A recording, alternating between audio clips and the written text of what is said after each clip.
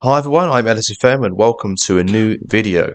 So today we're going to be discussing staff in Football Manager. I feel like this is a topic that is, new players try to avoid because they see all these bars and numbers on this screen and they just get confused. And, I guess it just kind of scares you a little bit. But today I'm going to dispel all those fears and basically highlight the importance of staff, because honestly, I cannot stress this enough. Staff are incredibly important in this game. Like, they could be the difference between winning the league title and finishing second, honestly. And, they're also very important for player development and also recruiting players, as I will show you later. I did kind of cover this topic in a previous video, but I'm going to go more in depth today because I feel like I glossed over it a little bit in the last video. Anyways, on a side note, I apologise for the lack of videos recently. I think this is my first proper video in almost a month. It's been a stressful time. Still is really, but don't worry about that. I hope you find this tutorial useful regardless, and let's get into it. Make sure you like and subscribe, by the way, before I forget to say that. So anyways, in this video I'm basically just going to run you through some basics about staff, and then I'm going to show you what each staff member does, and then I'll show you how to actually find staff for yourself. I'll explain everything. So, this is going to be aimed towards new players, I suppose, but, maybe if you're more experienced and you don't know much about staff, this is a video for you as well. So anyways, before we jump into staff in detail, I just want to give you a basic understanding of these bars and what they mean, because as I said, lots of new players probably look at these bars and have no idea what the fuck they mean and get scared. So basically, they just show you how good your staff are compared to other teams in your division. So obviously with Chelsea, our staff are going to be quite good. So you see these yellow bars in full. So it says here we have the best coaches in terms of attacking in the entire league, as you can see, because the yellow bar is full. This line in the middle marks the average. So the average level of fitness coaching in the division is about here. I don't know exactly what it means, but we are second in this. I don't even know what to call it, a fitness table.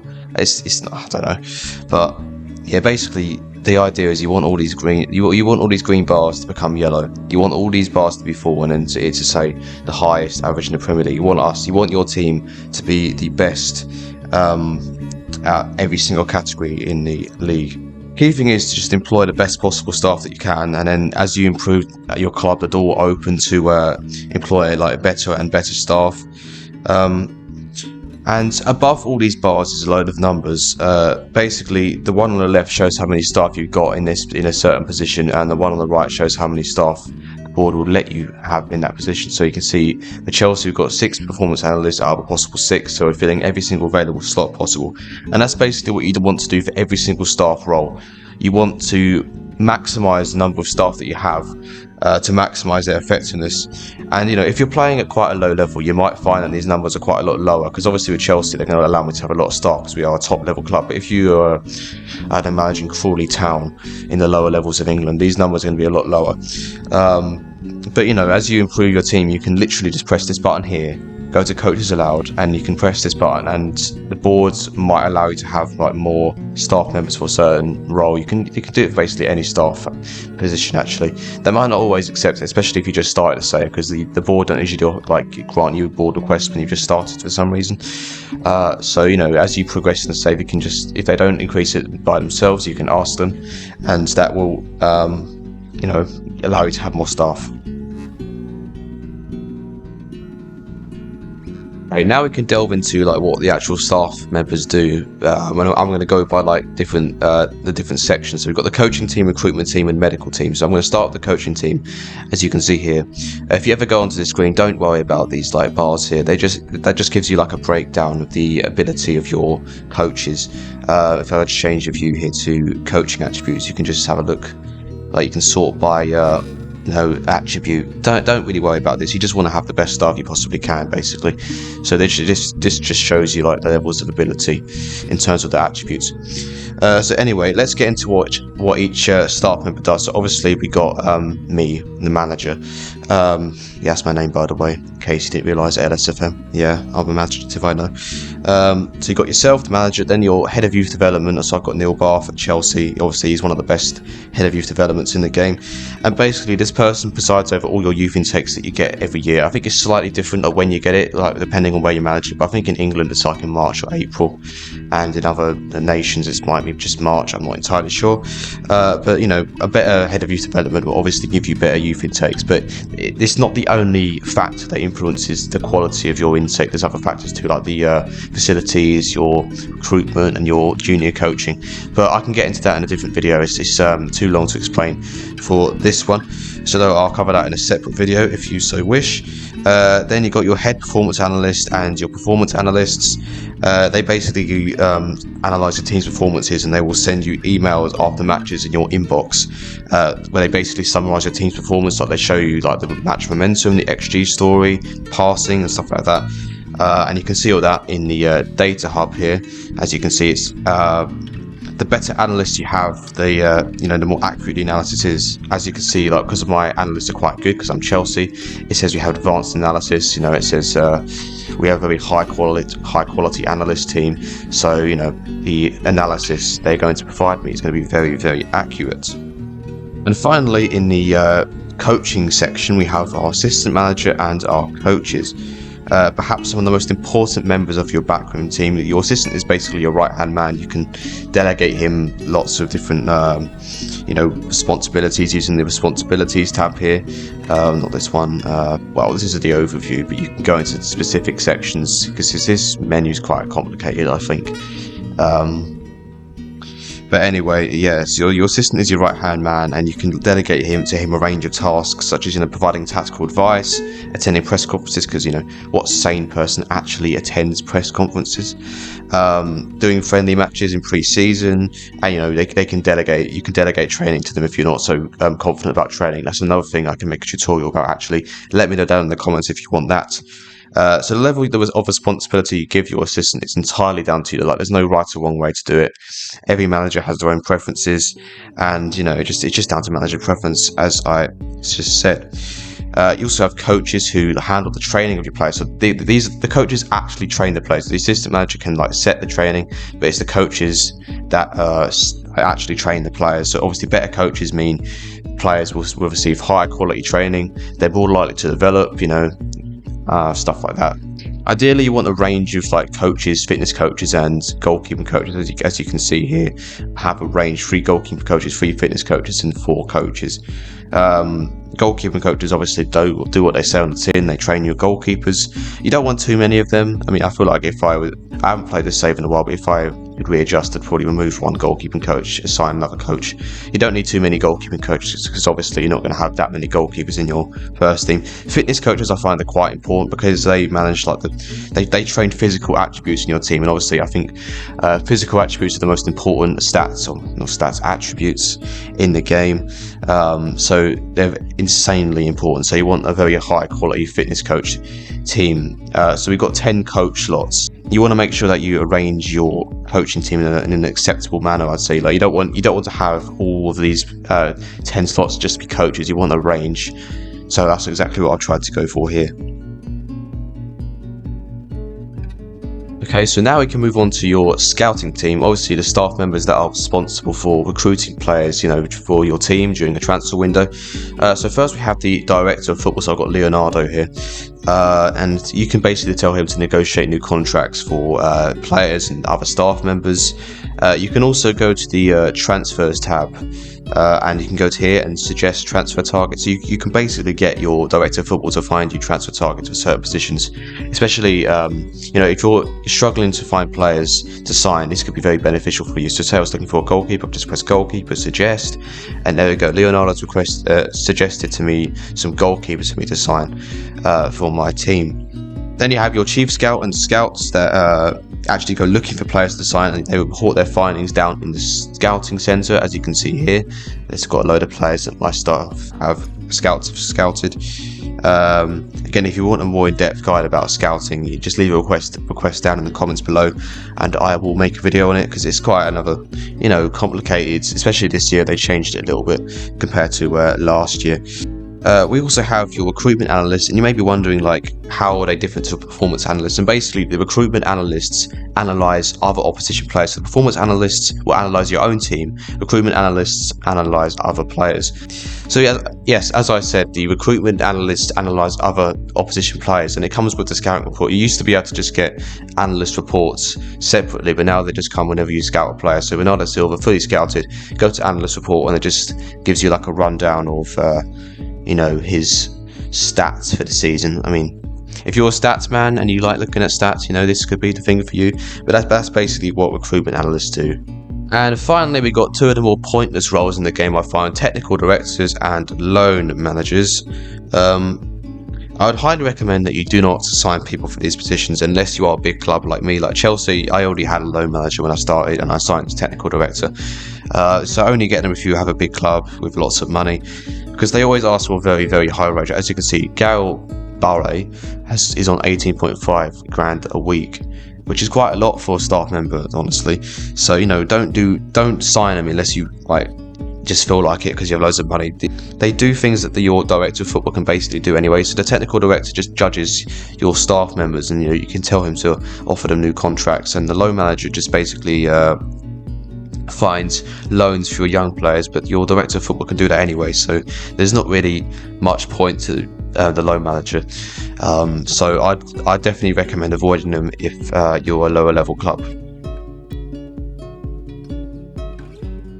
So the final staff section we're going to talk about is the medical team, who basically deal with injuries and the fitness side of your team.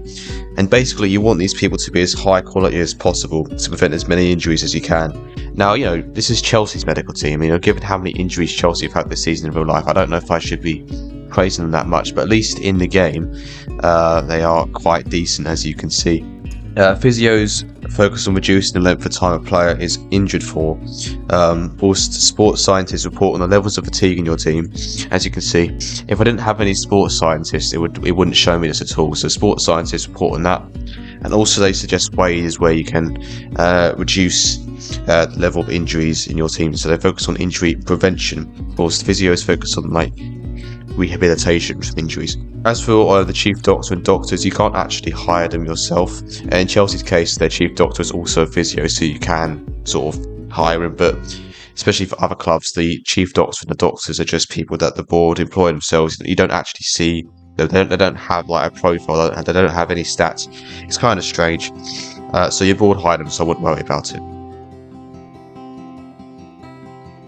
So now we get to the most important section of them all, actually hiring your staff. So first we must actually determine what makes a good staff member. It's pretty self-explanatory, really. The attributes on staff work exactly the same as the player attributes. So they're ranked between 1 and 20, obviously 20 being the best, 1 being the worst. And if we click on a certain role, like head of youth development, the game highlights the most important attributes for this role. So this is what makes Neil Bath so good, because he's got 20 working with youngsters, 17 judging player ability, and 19 judging player potential. So that's what makes him a great head of youth development, as you can see.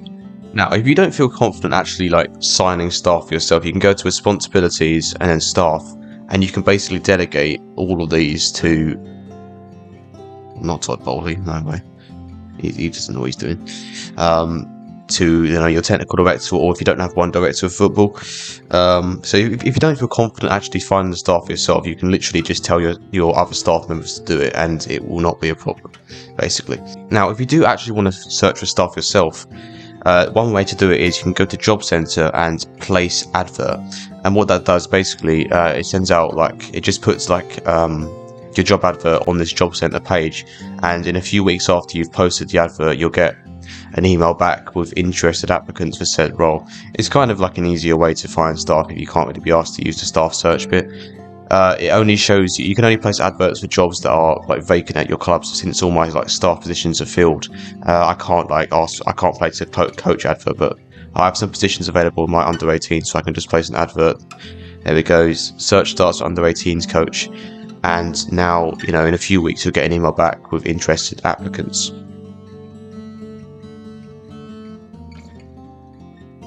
Now, if you prefer like a hands-on approach for your staff, you can literally just search for them yourself. One way to do it is to say I wanted to find, I don't know, a director of football. Let's do that. So you can, go to director of football and search it that way. Or if you want to even more like finely tune your search, you can go to attributes, highlight key attributes of role, director of football, and you can like set the quality of like how good you want the director of football to be. So you could say, I want all the 3 main areas of director of football, these 3 stats to be at least 13. And there you go, the game finds you 140. If you're like a really big club, you want a really good director of football, just so you can up this a little bit. Say I want it to be 16. Now it's down to 17, and now you have like a selection of staff members to choose from, really, that you can assign. So that just makes the search a lot easier. Let's try it with a different staff member. Let's say performance analyst, highlight key attributes to role, performance analyst, at least 15 in every single one. And there you go, 21 people. So, you may like go onto the list originally and, see like 15,000 people, be like, oh shit, where do I go from here? Literally just use this, and it narrows it down significantly and, makes it a ton easier. Right, let's actually get to negotiating contracts as well, because this could be quite a daunting thing, because it's like negotiating contracts with players. Right, let's negotiate with this guy instead, because the other guy, it's not a good example. So, you can, basically what you can do, or what I always do, is just offer them the max amount of years possible, and with that, I can reduce his wage demands a lot, because, technically he'll be getting more money over time. That's just how it works. So he wanted 1.8k a week originally. I could probably reduce that to like 1k, because I've increased his wages a lot. Suggest terms. Okay, never mind. Wow, the game's not nice to me today with my examples. Okay, you are an arsehole. Like, I swear this usually works. Okay, there we go. Well, we've reduced it a little bit, but I'm not going to actually go through because he's an arsehole. Let's go for this guy. No, not a good example. No. This guy. Right, let's try it with heung-min. Let's increase it to 4 years, and let's reduce it a little bit to like 2.8. There you go. Right, finally a good example. So his original demands was like 3.4, was it? And now, because I've increased the duration of his contract, he's accepted a lower wage than what he originally wanted. So that's a neat trick. So just accept the contract length as long as possible, and then reduce his wages a little bit, and he would accept. It's also quite good because it means you don't have to like deal with him for another 4 years, because you get the email at the end of every season saying, oh, staff contract's expiring, and you can't really be asked to deal with that. So the longer contract, the less worry you have to have on actually renewing these contracts. So yeah, anyway, that's actually the end of the video now. Yeah, that went fast. I hope that's dispelled some of your fears regarding staff. It's not that complicated, really. Like, once just get the best staff possible. Make sure these bars are yellow. Make sure you fill every single available slot. And then as you keep going, going through a save, improving your club, you can get better staff members. You can get more staff members, and it just is the key to success. Because I think in my Gillingham save that I posted, was it like a month ago now, my last video, we had some of the like a really good coaching setup and stuff. And even though we had kind of bad players for the Premier League, I feel like it's the quality of the staff that allowed us to punch above our weight a little bit, and that just shows to me like how important they really can be. So anyway, thank you for watching this tutorial. Just let me know down in the comments if you want any more like tutorial style videos on what to do. I'm thinking training, youth intakes, scouting, those are kind of some important areas. Maybe dynamics as well, but dynamics I think I covered in a different video. So yeah, thank you so much for watching, everyone. Be sure to like and subscribe if you enjoyed, and comment down below again. And anyway, I'll see you next time. Goodbye.